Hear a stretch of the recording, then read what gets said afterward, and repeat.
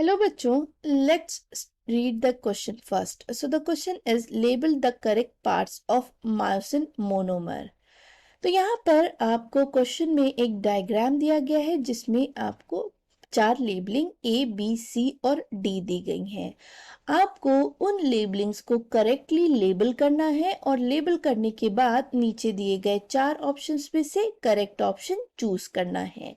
तो जैसा कि ये जो हमारी लेबलिंग दी गई है ये है मायोसिन फिलामेंट की।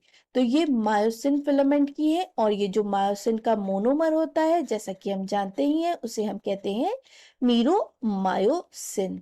और ये जो मीरोमायोसिन होते हैं इसमें मेनली 2 पार्ट्स होते हैं।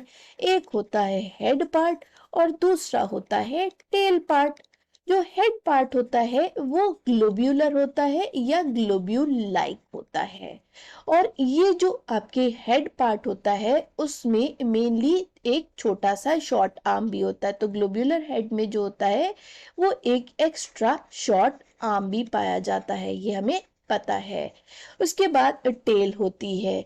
तो यहाँ पर आपका जो लेबलिंग दी गई है उसमें जो ए पार्ट है, ए पार्ट दिखा रहा है क्या? ए पार्ट दिखा रहा है ग्लोब्यूलर हेड ऑफ मीरोमायोसिन। तो ये ए पार्ट है ग्लोब्यूलर हेड। उसके बाद यहाँ पर जो बी वाला लेबलिंग है वो क्या दिखा रहा है? तो यहाँ पर जो बी वाला लेबलिंग है वो दिखा रहा है क्रॉस आर्म। कैसे, चले जानते हैं। तो क्रॉस आर्म इस तरह से है जैसे हमारा जो हेड होता है या मोनोमर होता है उसके मेनली 2 पार्ट्स होते हैं। तो वो 2 पार्ट जो होते हैं वो एक दूसरे को क्रॉस करते हुए होते हैं, इसीलिए उन्हें हम कहते हैं क्रॉस आर्म। और जो बी है वो पूरा स्ट्रक्चर है, तो इसीलिए हमने बी को बोल दिया है क्रॉस आर्म। जो सी वाली लेबलिंग है वो यहाँ पर दिखाई दे रही है, ये ऊपर के साइड्स पे आपको डार्क कलर से दिखाई दे रहे होंगे। तो जो ऊपर के साइड्स पर आपके ग्लोब्यूलर हेड के बाइंडिंग साइड्स होती हैं उन्हें हम कहते हैं एक्टिन बाइंडिंग साइड्स। तो उन्हें हम कहते हैं एक्टिन बाइंडिंग साइड्स। और इन एक्टिन बाइंडिंग साइड से कौन जुड़ता है? आपके थिन फिलामेंट्स आकर जुड़ते हैं। तो इनसे थिन फिलामेंट्स जुड़े हुए होते हैं या थिन फिलामेंट्स के एक्टिन प्रोटीन एफ एक्टिन्स आकर जुड़ते हैं। और जो हमारी डी लेबलिंग यहाँ पर दिखाई दे रही है उससे आकर जुड़ती है एटीपी। तो हम कहेंगे कि ये एटीपी बाइंडिंग साइट है, एटीपी बाइंडिंग साइट है। तो ये हो गए हमारे 4 लेबल्स। अब ये जो एटीपी बाइंडिंग साइट है यहाँ से एटीपी आकर जुड़ती है वाई, क्योंकि जो हमारा ग्लोब्यूलर हेड होता है हमें पहले से ही पता है इसके पास एटीपेज होता है। इसके पास कौन सा एंजाइम होता है? इसके पास एटीपेज होता है। और ये एटीपी जो आकर जुड़ती है हेड से वो एटीपेज के प्रेजेंस में क्या करती है? एडीपी में कन्वर्ट हो जाती है, मतलब इसका डीफॉस्फोराइलेशन हो जाता है, इनऑर्गेनिक फॉस्फेट रिलीज होता है and a large amount of energy is also released. तो large amount of energy release होती है और ये जो एनर्जी होती है वो क्या करती है? वो मस्कुलर मूवमेंट में हेल्पफुल होती है। तो यहाँ पर मस्कुलर मूवमेंट्स इनकी वजह से ही पॉसिबल हो पाते हैं। तो ये मस्कुलर मूवमेंट करती है जो रिलीज्ड एनर्जी होती है। एक्टिन बाइंडिंग साइट इधर क्यों है? क्योंकि एक्टिन या थिन फिलामेंट जब तक आपका इनसे जुड़ा नहीं होगा थिक फिलामेंट से तब तक क्या होगा कि वो रेगुलेट नहीं करेगा या एक्टिवेट नहीं करेगा आपके एटीपी फॉर्मेशन को। तो इसलिए एक्टिन बाइंडिंग साइट इधर होती है थिन फिलामेंट या एक्टिन्स के जुड़ने के लिए।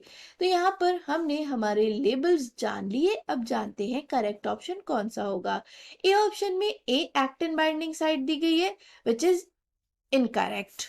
बी हेड दिया गया है, ये भी इनकरेक्ट है। C ATP binding site and d cross arm, तो इसका मतलब हमारा ए ऑप्शन गलत ऑप्शन है।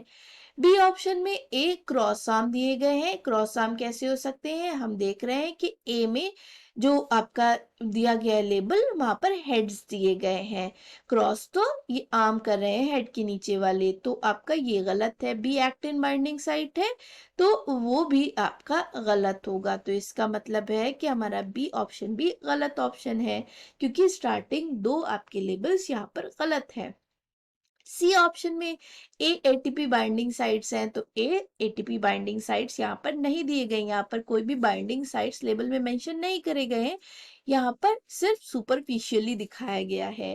बी को एक्टिन बाइंडिंग साइट बताया गया है, तो पूरे आपके हेड पर एक्टन्स नहीं आकर जुड़ते, कुछ स्पेसिफिक एरिया होते हैं जहां से एक्टिन आकर जुड़ते हैं। तो हमारा सी ऑप्शन भी गलत होगा, क्योंकि स्टार्टिंग के दो जो लेबल हैं वो गलत है। डी ऑप्शन की तरफ जाते हैं, ए हेड है, तो हाँ, क्योंकि यहाँ पर सुपरफिशियली ए को मेंशन किया गया है, दिखाया गया है, तो इसलिए ए हेड होंगे, है। बी क्रॉस आर्म, तो यहाँ पर हम देख रहे हैं कि दो नीचे की तरफ हेड से आर्म निकल रहे हैं जो एक दूसरे को क्रॉस कर रहे हैं, तो इसलिए बी क्रॉस आर्म कहलाएंगे।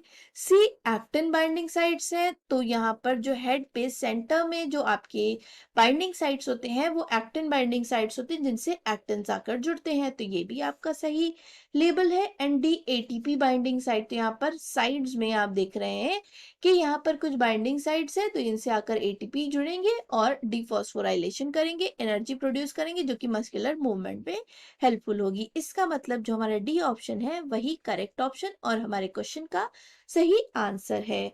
I hope you understood the entire explanation. Thanks for watching the video. Good luck.